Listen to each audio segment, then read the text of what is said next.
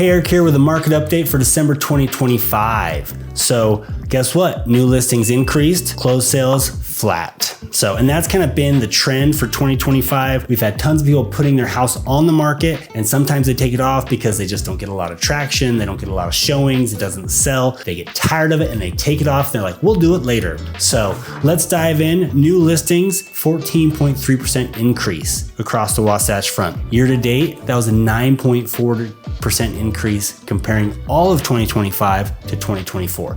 So that's a lot of new listings coming on the market. So a lot of people finally had to move or they wanted to move, and so they just listed their house. Pending sales luckily did increase in December.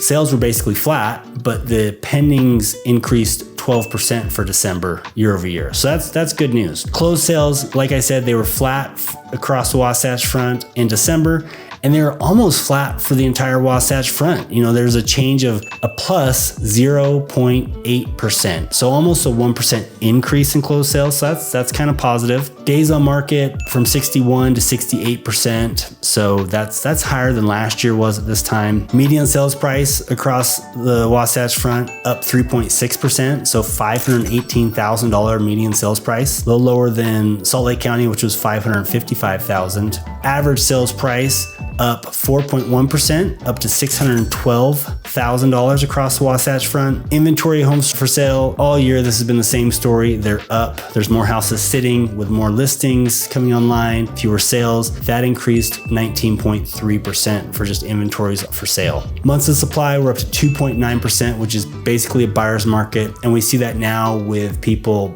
buyers being very picky about what they're going to do. Looking at our year to date, I kind of mentioned this already. New listings up 9%. Closed sales up 1%, 30,635 for the year along the Wasatch front. But either way, it's, there's a lot of anticipation that this year is going to be better. I've been hearing that from a lot of sources. President Trump is going to appoint a new chairman of the Federal Reserve. So Jerome Powell is going to be replaced. It's going to be one of his appointees. So I think after that, he's going to have 3 people, voting members on that board. If Jerome Powell just retires, he's going to appoint another person. So then he'll have 4. And I think that's a majority. Jerome Powell does still have 2 years on his, not as chairman, but being on the board. So he might not retire. He doesn't have to.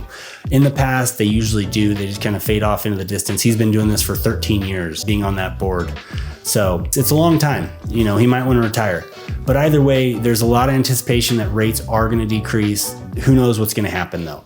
The best decision is if you need to buy or sell, then make the decision to do so. Don't try and time the market. Move when you need to move. I just barely moved. We bought a new house. I think it was December 12th we closed on it. We've been moving in through the entire holiday season. It's been exhausting, but we did it and we're happy we did. So if you have any questions about real estate, want to make a plan for your situation, schedule a call to me at the link below.